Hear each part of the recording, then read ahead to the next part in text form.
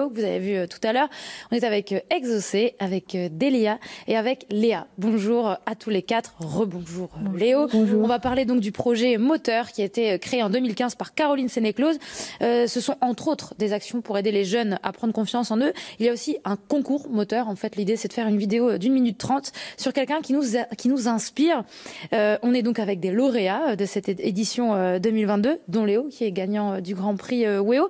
Est-ce que vous pouvez nous l'expliquer un petit peu mieux ce concours? Le projet Moteur, c'est en quelque sorte une association qui permet qui permet aux jeunes de découvrir un peu plus le monde du cinéma, voir l'arrière du monde du cinéma, le monde de l'ombre en quelque sorte, et de les motiver à se lancer dans des projets qui peuvent fabriquer leur avenir en quelque sorte. Exaucé, comment est-ce que vous avez entendu parler de ce projet Moteur? C'est assez surprenant parce que j'ai découvert justement le projet Moteur par l'ENT. Généralement, quand j'ai un message, je passe un peu plus de temps, enfin des jours à regarder le message, mais ce jour-là, je pars au CDI, je me connecte et là je vois le projet Moteur. Je dis c'est quoi? Donc tout de suite, je me rends sur des moteurs de recherche pour voir c'est quoi. Et après, je vois que c'est un concours, ça permet aux jeunes de gagner le festival de Cannes, enfin se rendre au festival de Cannes et découvrir pas mal de choses, notamment le campus de la confiance. Donc c'est un peu comme ça que j'ai découvert en fait le projet Moteur. Delia, qu'est-ce qui vous a plu dans ce projet?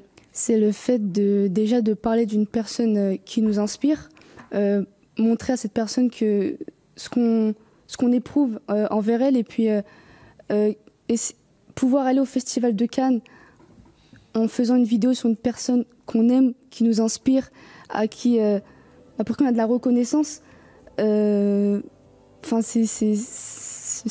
pour moi, c'est la plus belle des choses. C'est une belle récompense, un souvenir que vous allez garder toute votre vie. Exactement. Léa, on voit des images de cette montée des marches. Comment ça s'est passé pour vous? C'était très bref, ça a été très rapide mais très intense. C'est quelque chose qu'on voit sur les réseaux sociaux, à la télé, et on ne se dit pas qu'un jour on y sera. Et quand on y est, on ne réalise pas forcément.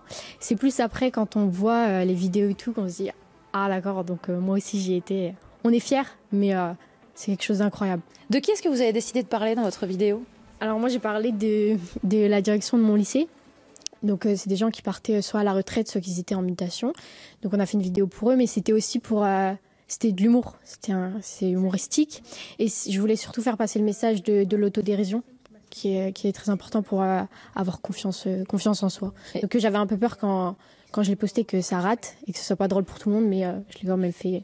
Et ça a payé. Ça a payé. Ça a payé, Lauréat. Bravo, en tout cas.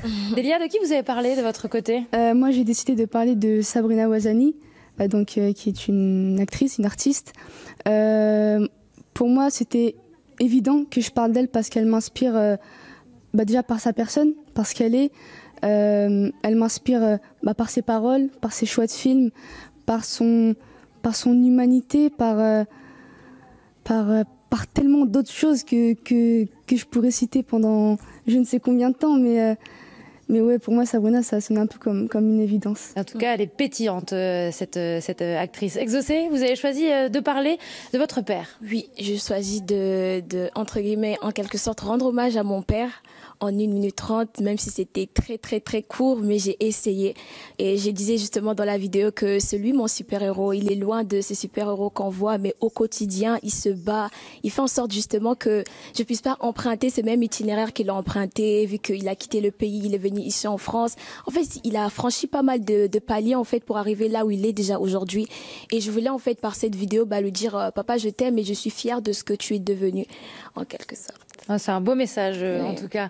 Léo, de votre côté, vous avez choisi de parler du rappeur Népal, qui a un parcours chaotique et qui est en plus décédé à l'âge de 24 ans.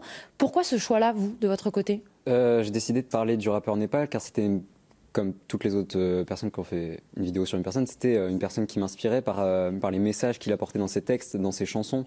Il nous apportait des leçons de vie. Chaque chanson qu'il faisait était une leçon de vie pour ses auditeurs. Et je m'identifiais beaucoup à Népal et voir un artiste, un rappeur qui ressentait des choses que je pouvais parfois ressentir au quotidien, ça me faisait du bien en quelque sorte. Et de me dire que des artistes ressentent les mêmes choses. En tout cas, ça vous a valu le prix WEO. Et d'ailleurs, je vais en profiter, on va vous remettre un petit sac WEO avec quelques goodies à l'intérieur et votre diplôme, évidemment. Félicitations, voilà, avec le petit prix du jury. Je vous remets ça du coup. Bravo Léo. Alors on parle beaucoup de confiance en soi. Dans le projet moteur, c'est vraiment une nuance phare. Exaucer, c'est dur d'avoir confiance en soi quand on a 16-17 ans dans le monde dans lequel on vit aujourd'hui? Je dirais que c'est une tranche d'âge où on se cherche un peu. Et on arrive justement à cette phase où, de fois, on se pose de questions, on se remet parfois en question sur certaines choses, sur certains choix. Et du coup, avoir confiance en soi, je dirais que pendant cette tranche d'âge, c'est assez... faut vraiment aller chercher loin, en fait. Parce qu'on est dans cette phase de changement, il y a des choses qui se passent dans son corps, on ne comprend pas forcément. Du coup, on se dit pourquoi il y a ça, pourquoi il n'y a pas ci. Du coup, faut vraiment trouver ces personnes vers qui on peut s'identifier et c'est pas toujours facile, en fait, je trouve. Vous êtes d'accord avec ça, Delia? Oui, bah, je suis tout à fait d'accord parce que je pense qu'on passe tous par là, on est à la recherche de soi.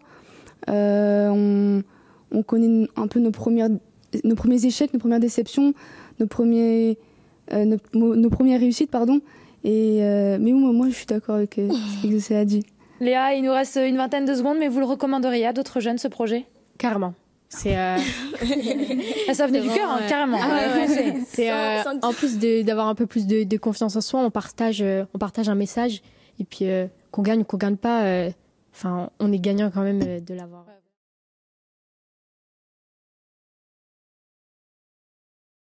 Agenda du jour et quelques idées sorties.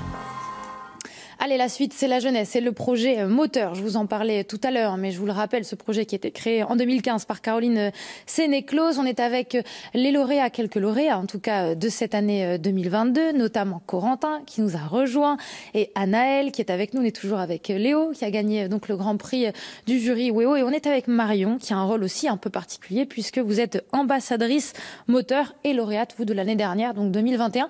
Qu'est-ce que c'est que ce rôle d'ambassadrice ? Alors, les ambassadeurs du projet moteur, c'est des lauréats qui décident de continuer le parcours du projet moteur. Et puis, on se réunit, on fait des réunions une fois par mois. Et puis, on décide ensemble de comment on peut accroître la visibilité du projet moteur. Et puis aussi, on peut accompagner des jeunes à participer. Et puis, on peut donner nos idées aussi. Et puis, ça permet... de s'investir encore et puis de rencontrer des nouvelles personnes et puis faire des nouvelles choses. Un an après votre prix, quel regard vous portez, quelle expérience vous en avez retiré ? J'ai trouvé que c'est une belle expérience parce que c'est un petit peu passer le flambeau aux autres, d'avoir pu accompagner des jeunes à participer, certains qui ont gagné, qu'on a vu gagner. Alors nous, en tant qu'ambassadeurs, ça nous fait plaisir, mais aussi d'accompagner d'autres jeunes. Et puis de voir aussi qu'il y a une nouvelle génération qui arrive un peu après nous, c'est beau à voir. Et puis c'est des nouvelles personnes et encore des nouvelles rencontres. Et puis ça fait plaisir de voir qu'ils sont tous là. Comme Anaël, comme Corentin, comme Léo. Léo, ça vous plairait ce rôle d'ambassadeur ? Oui, ça me plairait énormément de pouvoir transmettre cette passion à d'autres personnes, à d'autres lauréats qui arriveraient plus tard et qui seraient un peu perdus dans leur vie, les aider comme a fait Marion, les guider à Cannes, ça serait génial. Alors Cannes, on en parle de la montée des marches avec vous. Anaël, par exemple, comment ça s'est passé cette montée des marches à Cannes ? C'était une énergie incroyable, intense, très rapide. Mais une fois qu'on l'a fait, finalement, on a envie d'y retourner autant de fois que possible, justement pour revivre cette énergie qui est vraiment géniale. Alors, on était tout à l'heure avec d'autres jeunes qui nous disaient on ne réalise pas quand on y est, en fait. C'est un peu ça ? C'est ça, parce que ça va très vite, il y a du monde partout et donc, en fait, on a à peine le temps de réaliser qu'on foule le tapis rouge. Corentin, retour sur l'expérience de la montée des marches de Cannes, puisque c'était l'une des choses que vous aviez gagné, que vous avez gagné en tout cas grâce à ce projet moteur. C'était comment ?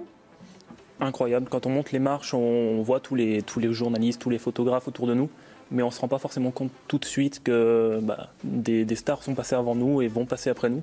Mais c'est une fois qu'on est au calme chez nous quelques jours après, quand on voit les vidéos, on se dit ah ouais quand même on a monté les marches du Festival de Cannes et waouh. Ouais, incroyable.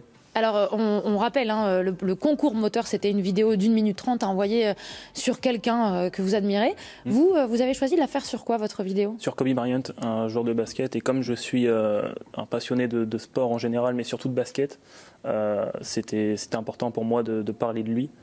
Surtout que c'est quand même quelqu'un qui inspire énormément de monde dans le milieu du basket et qui est décédé tragiquement il n'y a pas très longtemps. Donc, pour moi, c'était obligatoire, entre guillemets. Il y a une grosse notion d'exemplarité, c'est ce qu'on prône dans ces vidéos, c'est quelqu'un qu'on prend en exemple. Typiquement chez Kobe Bryant, qu'est-ce qui vous inspire en exemple? En quoi est-ce qu'on a envie de lui ressembler? Il a fait beaucoup d'interviews où il était très, très modeste, où il expliquait comment est-ce qu'il travaillait, et il dit lui-même qu'il se levait en plein milieu de la nuit des fois pour aller faire des shoots tout seul dans la salle parce qu'il n'arrivait pas à dormir, où il a toujours été là pour aider. Il a des écoles pour aider, il aidait des gens qui étaient très pauvres, et du coup ça m'intéresse beaucoup. Mais même sur son niveau au basket aussi, qui est vraiment très impressionnant, et des choses qu'il fait, bien sûr on essaie comme tous les grands joueurs, on essaie de répéter un peu ce qu'il fait, mais vraiment c'est quelqu'un de très impressionnant, mais sur tous les bords, tous les domaines. C'est une notion de valeur, j'ai l'impression, en tout cas, d'humilité et un bosseur aussi, qui vous parle. Anaëlle, sur qui avez-vous fait votre vidéo? J'ai fait ma vidéo sur Simone Veil, puisque après avoir vu un documentaire sur elle à 10 ans, j'ai décidé de lui écrire pour lui témoigner de mon admiration. Et ensuite, il y a eu une correspondance avec sa secrétaire particulière pendant plusieurs années. Et ça m'a amenée à d'ailleurs la rencontrer à la mort de Simone Veil dans son ancien bureau.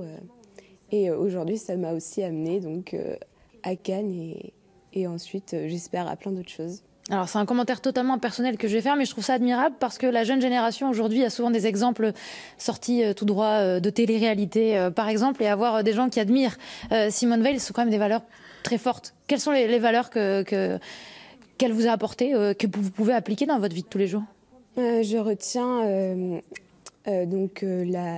sa foi en l'humanité, comme je dis dans la vidéo, alors même qu'elle en a fait l'expérience la plus horrible avec la déportation notamment, mais aussi en fait de faire de sa vie un combat et partir du principe que rien n'est acquis et voilà, ne jamais baisser les bras, surtout face aux obstacles.